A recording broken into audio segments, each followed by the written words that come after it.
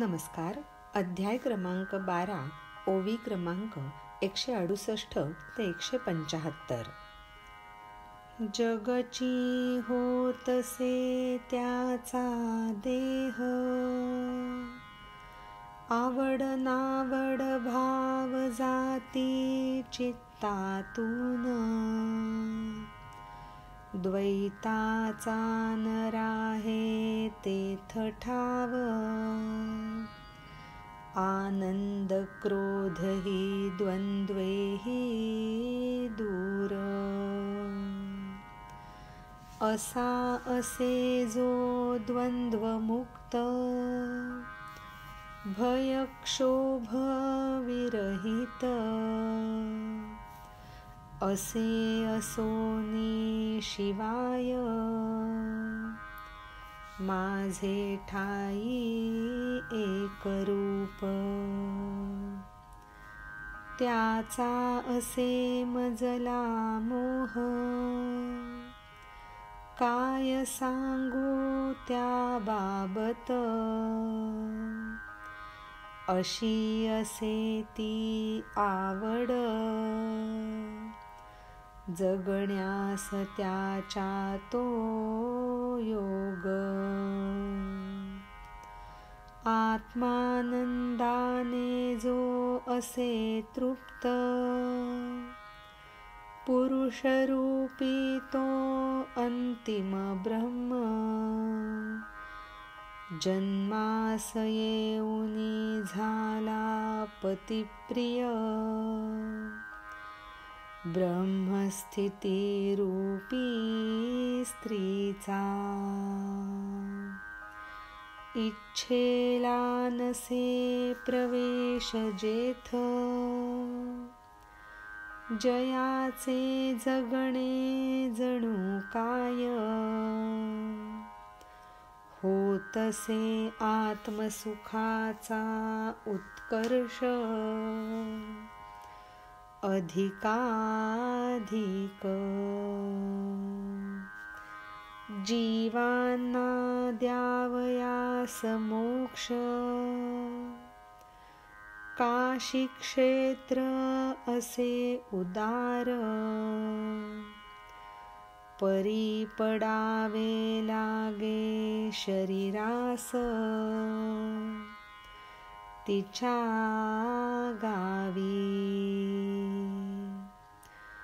पापक्षालन करी हिमालय, परी मृत्यूचा संभव फार, ऐसे नसे शुचित्व सज्जनांचे, गंगोदक से अतिपवित्र, पाप तापाचा ते करते नाश, बुडण्याचे असे भय, मात्र तेथे. आपल्या खऱ्या भक्ताविषयी आणि त्याच्या लक्षणांविषयी सांगताना भगवंत म्हणतात, त्या भक्ताचा देह म्हणजे जगमय होऊन जातो आणि आवड नावड हे सगळे भाव त्याच्या चित्तातून दूर निघून जातात. द्वैताचा जिथे ठावच उरत नाही आणि आनंद आणि क्रोध ही द्वंद्वही दूर होऊन जातात. तर असा जो द्वंद्वमुक्त असतो, भय आणि क्षोभ विरहित असतो आणि त्याशिवाय सुद्धा माझ्या ठाई एकरूप असतो, त्याचा मला मोह पडतो. तर त्याच्याबाबत मी काय सांगू, त्याची मला आवडच लागते असं म्हणलास तरी हरकत नाही. जो आत्मानंदाने तृप्त आहे आणि पुरुषरूपी अंतिम ब्रह्मस्थानी जाणारा आहे, जणू काही जन्माला आल्यानंतर ब्रह्मस्थिती रूपी स्त्रीचा तो प्रिय असा पतीच होऊन जातो. इच्छेला तिथे मुळीसुद्धा प्रवेश नसतो. त्याचं जगणं म्हणजे जणू काही आत्मसुखाचा अधिकाधिक उत्कर्ष असंच असतं. जीवांना मोक्ष देण्यासाठी काशी क्षेत्र उदार असतं, पण त्यासाठी तिच्या गावापर्यंत पोहोचावं लागतं. हिमालय पापक्षालन करतो असं म्हणतात, पण त्या ठिकाणी जाणं म्हणजे मृत्यूचा संभव फार मोठा असतो. गंगोदक हे अतिपवित्र समजलं जातं. पाप आणि तापाचा ते नाश करतं, पण तिथेही बुडण्याचं भय असतंच. अध्याय क्रमांक 12, ओवी क्रमांक 168 ते 175. धन्यवाद. नमस्कार. अध्याय क्रमांक 12, ओवी क्रमांक 176 ते 183. गंगा असे अति खोल, तसेच साधूचे खोल ज्ञान. मात्र तेथे नसे भय, बुडण्याचे साधकास. संतांचा होता शरीर स्पर्श, गंगेची धुतली जाती पाप. तेव्हा असा हा संत संग, किती असेल पवित्र. असा असे जो पवित्र, तीर्थास ज्याचा आधार. ज्याने लावला उधळून मनोमळ आपुला. निर्मळ जसा सूर्य अंतर्बाह्य, तसा शरीर मनाने तो पवित्र. अज्ञानरूपी भूमीतील ब्रह्मधन, पाहणारा पायाळू तो. जसे असूनही व्यापक, आकाश असते उदास. तसेच त्याचेही मन, व्यापक तरी अनासक्त. निराशारूपी अलंकार, हेच जयाचे भूषण. संसार पीडे पासून मुक्त, पारध्यातून सुटलेला विहंग. परी तुका साहा आनंद, न दुःखाची जाण त्यास. जसे नागवा मृत पुरुष, त्यास असे ना त्याची लाज. कर्मारंभास जो आवश्यक, अहंकार ना असतो तेथ.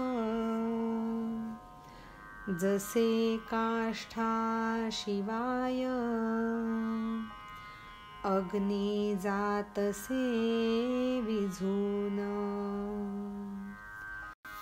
साधू पुरुषाचं वर्णन करताना पुढे भगवंत म्हणतात की गंगा ही अति खोल आहे. तसंच साधूचं ज्ञानसुद्धा खोल असतं, पण मात्र तिथे बुडण्याची भीती नसते. तेव्हा साधकाला त्याच्यापासून जास्तीत जास्त ज्ञान मिळायची शक्यता असते, कुठलाही धोका न पत्करता. संतांच्या शरीराचा स्पर्श झाल्याने गंगेची सुद्धा पापं धुतली जातात असं म्हटलं जातं. तर असा हा संतसंग किती बरं पवित्र असेल. तर आता हे वर्णन पुरे झालं. असा जो कुणी पवित्र आहे की खुद्द तीर्थाला सुद्धा त्यांचा आधार आहे आणि त्यांनी स्वतःचा मनोमळ उधळून लावलेला आहे. जसं की सूर्यबिंब हे अंतर्बाह्य निर्मळ असं असतं आणि तसाच हा साधू शरीर मनाने पवित्र असतो. जणू काही अज्ञानरूपी भूमीमधलं ब्रह्मधन जे असतं ते पाहणारा तो जणू काही एखादा पायाळूच. इतकं व्यापक असून सुद्धा आकाश जसं उदास असतं तसंच साधूचं मन सुद्धा व्यापक असलं तरीही अनासक्त असतं. निराशारूपी अलंकार हेच त्याचं भूषण असतात. संसार पीडेपासून तो मुक्त असतो, जणू काही पारध्याच्या हातातून सुटलेला पक्षीच. इतका हा आनंदी असून सुद्धा त्याला दुःखाची जाण नसते. जसं की एखादा मृत पुरुष आहे आणि तो जर नागवा असेल तर त्याला त्याची काही लाज वाटणार आहे का? कर्माची सुरुवात करण्यासाठी आवश्यक असणारा जो अहंकार असतो तो त्याच्या ठायी मुळीसुद्धा नसतो. जसं काष्ठाशिवाय अग्नी विझून जात असतो. अध्याय क्रमांक 12, ओवी क्रमांक 176 ते 183. धन्यवाद. नमस्कार. अध्याय क्रमांक 12, ओवी क्रमांक 184 ते 191. असा होता उपशम, शांतता येता वाट्यास, नाव झाले दाखल मोक्ष मुक्तीच्या सदरात. इतका समजे जो स्वतःस ब्रह्म, भरलेला हा एकच भाव, निघाला द्वैताच्या काठावरून, अद्वैताच्या पैल तीरास. तथापि मिळविण्या भक्ती सुख, स्वतःचेच करी दोन भाग, वाटणी करून देवनी भक्त, स्वीकारतो सेवा धर्म. दुसऱ्यास म्हणतो देव, तयाचे करतो भजन, जयांस अद्वैताचे भजनन मान्य, योगी तो देतसे दाखवून. तयाचा लागतसे आम्हा छंद, तोच भक्त मुचा ध्यान विषय. फार काय होता त्याची भेट, आम्हास वाटते समाधान. त्याच्यासाठी मी होतो सगुण, त्यासाठीच करतो जगी वास. इतुका मजतो असे प्रिय, जणू वाळून टाकावे प्राण. आत्मप्राप्ती इतुके सुंदर, काहीच ना आवडे त्यास.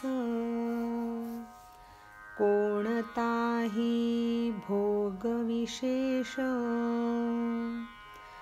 त्यास न करतो आनंदित. आपण आहो विश्वमय, असा असे त्याचा समज. म्हणून नसे भेदभाव, तसेच बुद्धीत काही द्वेष. जेव्हा काष्ठ संपतं तेव्हा अग्निसुद्धा विझून जातो असं सांगून भगवंत म्हणतात की हा जो योगी पुरुष असतो त्याच्या वाट्याला अशी शांतता येते आणि त्याचं नाव मोक्ष मुक्तीच्या सदरामध्ये दाखल होतो. तो स्वतःलाच ब्रह्म समजतो आणि ब्रह्मच त्याच्यामध्ये संपूर्णपणे भरलेला हा एकमेव भाव असतो, जो द्वैताच्या काठावरून अद्वैताच्या पैलतीराला निघालेला असतो. पण तरीसुद्धा भक्ती सुख मिळावं म्हणून तो स्वतःचेच 2 भाग करतो आणि देव आणि भक्त अशी वाटणी करून सेवा धर्म स्वीकारतो. दुसऱ्याला देव म्हणतो आणि त्याचं भजन करतो. ज्यांना अद्वैताचं भजन मान्य नसतं त्यांना तो योगी हे भजन कसं करावं हे दाखवून देतो. त्याच भक्ताचा आम्हाला छंद लागतो आणि तोच भक्त आमच्या ध्यानाचा विषय असतो. फार काय होतं तर त्याची भेट झाली की आम्हाला समाधानी वाटतं. त्याच्यासाठीच मी सगुण होतो आणि त्याच्यासाठीच या जगामध्ये येऊन राहत असतो. इतका तो मला प्रिय असतो की त्याच्यावरून प्राणसुद्धा ओवाळून टाकावेत असं मला वाटतं. आत्मप्राप्ती इतकं सुंदर असं त्याला ते एकमेव आवडत राहतं आणि मग कुठलाही भोग त्याला आनंदी करत नाही. आपणच विश्वमय झालोय असा त्याचा समज असतो आणि म्हणूनच त्याच्या बुद्धीमध्ये कुठलाही द्वेष किंवा भेदभाव नसतो. अध्याय क्रमांक 12, ओवी क्रमांक 184 ते 191. धन्यवाद. नमस्कार. अध्याय क्रमांक 12, ओवी क्रमांक 192 ते 200. आपले जे आत्मस्वरूप तेच असे अंतिम सत्य, म्हणून कल्पांत समयास त्यास असे ना कुठला शोक. आणि असे जे परब्रह्म काही नाही ज्याच्या पल्याड, तेच समजतो तो स्वतःस, इच्छाही नाही मग कोणतीच. बरे काय काय वाईट त्यास न वाटे त्यात भेद, जसे सूर्याच्या गावात न घडतो दिवस ना रात्र, असा केवळ जो बोधरूप अखंड करतसे माझे भजन, दुसरे न कोणी माझे नातलग, अर्जुना तुझी शपथ. याचे ठाई ना भेदभाव, शत्रू असो वा असो मित्र, दोन्हीची असे येथ योग्यता समान. घरच्या माणसांना द्यावा उजेड, परक्यांवर पाडावा अंधार, दिव्यास असते का सांग, हे रे ठाऊक. तोडण्यासाठी जो घाली घाव, वाजो करी लागवड, दोघांच देतसे वृक्ष, सावली समान. जसे सांग कधी ऊस, काळजी घेणाऱ्यास गोड, कडू काचरकात पिळणाऱ्यास असतो का सांग. भगवंत म्हणतात, जे लोक आपलं आत्मस्वरूप हेच अंतिम सत्य समजतात त्यांना कल्पांत समयी कुठलाही शोक होत नाही, आणि परब्रह्म ज्याच्या पलीकडे काहीही नाही हे ज्याला कळतं त्याला कुठलीच इच्छा राहत नाही. बरं काय वाईट काय ह्याच्यामध्ये तो कुठलाही भेद ठेवत नाही. जसं सूर्याच्या गावामध्ये दिवस किंवा रात्र हे कधी घडतच नाही, असा जो केवळ बोधरूप आहे तो अखंडपणे माझं भजन करत असतो. आणि अर्जुना, तुझी शपथ घेऊन सांगतो की त्याच्याशिवाय माझे दुसरे कोणीही नातलग नाहीत, ज्याच्या ठायी भेदभाव नाही. शत्रू असो वा मित्र असो, दोन्हीची योग्यता तो समानच समजतो. अरे, घरच्या माणसांना उजेड द्यावा आणि परक्यांवर अंधार पाडावा असं दिवा कधी करतो का? किंवा वृक्ष तोडायला येणारा आणि वृक्षाची लागवड करणारा या दोन्ही व्यक्तींना झाड हे समान सावली देत असतं. तसंच ऊस सुद्धा आपली काळजी घेणाऱ्यासाठी गोड आणि चरकात पेळणाऱ्यासाठी कधी कडू असतो का? अध्याय क्रमांक 12, ओवी क्रमांक 192 ते 200. धन्यवाद. अध्याय क्रमांक 12, ओवी क्रमांक 201 ते 208. शत्रू असो वा असो मित्र, दोहोंप्रती जो समभाव, मान असो वा होवो अपमान, मनस्थिती त्याची असे सम. तीनही ऋतुकाळात आकाश जसे सर्वत्र समान,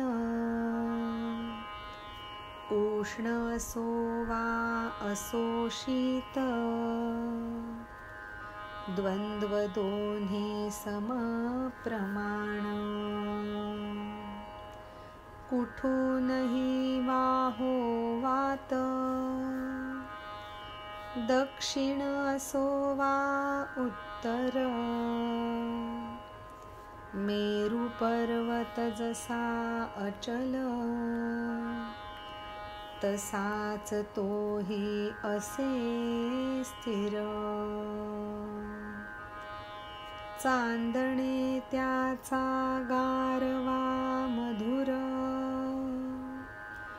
राजा असो वा असो रंक, सर्वास देते समान, तसाच तो प्राणी मात्रात. अवघ्या जगास जैसे जल, सेवनार्थ असे समान, तद्वत भक्ताची असे आस, तीनही लोकात. असा जो अंतर्बाह्य, सोडू नये संपूर्ण संग, ब्रह्मस्वरूपी प्रवेश करून, उरतो एकाकीच. निंदेने न होतसे खिन्न, स्तुतीने न जाई हुरळून, निर्लेप जसे आकाश, तसाच तो काही. निंदा असो वा कौतुक, परिणाम नाही मनावर, दोन्ही सदैवोनी समान मान, उदास प्राणावत फिरे जनावनात. भगवंत म्हणतात, असा मनुष्य जो शत्रू असो वा मित्र असो, दोन्हीच्या प्रती समभाव ठेवतो. मान होवो वा अपमान होवो, त्याची मनस्थिती कायमच सम अशी असते. तिन्ही ऋतुकाळांमध्ये आकाश जसं सर्वत्र समान आहे, तसंच उष्ण असो वा शीत असो, हा मनुष्य ही दोन्ही द्वंद्व समप्रमाणातच समजतो. वारा कुठूनही वाहो, उत्तर किंवा दक्षिण दोन्ही दिशांमधून वाहिला तरी मेरू पर्वत जसा अचल आहे तसाच हा मनुष्य स्थिर बुद्धीचा असतो. चांदणं त्याचा गारवा जो अत्यंत सुखद वाटतो, तो राजा असू दे वा रंक असू दे, सगळ्यांनाच समप्रमाणात देतो. अवघ्या जगाला पाणी जसं सेवन करण्यासाठी समान असतं, तसंच या भक्ताची आससुद्धा तिन्ही लोकांमध्ये समान असते. असा जो अंतर्बाह्य, तो संपूर्ण संग सोडून ब्रह्मस्वरूपामध्ये प्रवेश करतो आणि शेवटी एकाकी असा राहतो. निंदेनी खिन्न होत नाही, स्तुतीने हुरळून जात नाही. आकाशाला जसा कशाचाही लेप चढत नाही, तसाच काहीसा तो असतो. निंदा असो कौतुक असो, त्याच्या मनावर कुठलाही परिणाम होत नाही आणि दोन्हीलाही समान भाव देऊन तो उदास प्राणासारखा जनावनामध्ये फिरत असतो. अध्याय क्रमांक 12, ओवी क्रमांक 201 ते 208. धन्यवाद. नमस्कार. अध्याय क्रमांक 12, ओवी क्रमांक 209 ते 216. खोटे खरे बोलो वा बोलो सत्य, न बोलुनी तो झाला मौन. उन्मनी या अवस्थेत रमे तो ना अजिबात. जे जसे मिळेल त्यात ना सुख, काही न मिळता त्यास ना दुःख. पाऊसाविण नाही सुकत, समुद्र जैसा. कोठेही न राहत सेवात, एकची जागा धरून. तसेच तो न धरी आश्रय, एकाच ठाई. आकाशाच्या विस्तारात, जसा वायूचा आश्रय नित्य. तसेच त्याचे सारे जग, विश्रांती स्थान. विश्वची हे माझे घर, असा ज्याचा दृढ निश्चय. बनून जाई तो आपण, चराचर सारे. अर्जुना इतके असून, ज्यास माझ्या भजनाची आस. त्यास करतो मी मुकुट, माथ्यावरील. उत्तम असे जो भक्त, झुकविणे मस्तक काय नवल. त्रैलोक्य देतसे मान, चरणोदकास त्याच्या. भक्तितत्वाचा आदर सोपा होईल समजण्यास. श्री गुरु असे म्हणून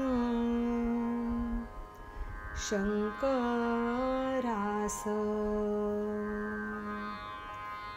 भगवंत अर्जुनाला म्हणतात, जो खरा योगी किंवा जो भक्त असतो तो खरं बोलणं असू देत किंवा खोटं बोलणं असू देत, त्या दोन्हीपेक्षा सुद्धा तो मौन राहणंच पसंत करतो, कारण हे सगळं त्याला बोलूनही न बोलल्यासारखंच वाटतं.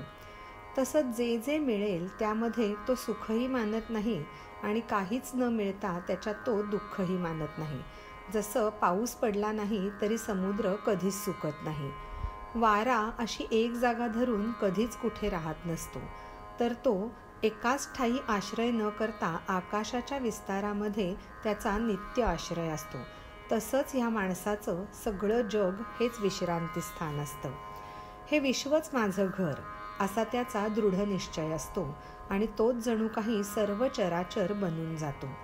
अरे अर्जुना, इतकं असून सुद्धा त्याला माझ्या भजनाची आस असते, तेव्हाच मी त्याला माझ्या माथ्यावरच्या मुकुटाच्या स्थानी नेऊन ठेवतो.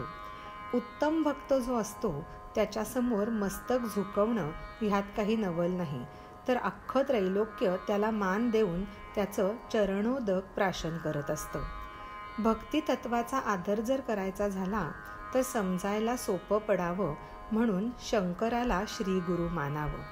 अध्याय क्रमांक 12, ओवी क्रमांक 209 ते 216. धन्यवाद.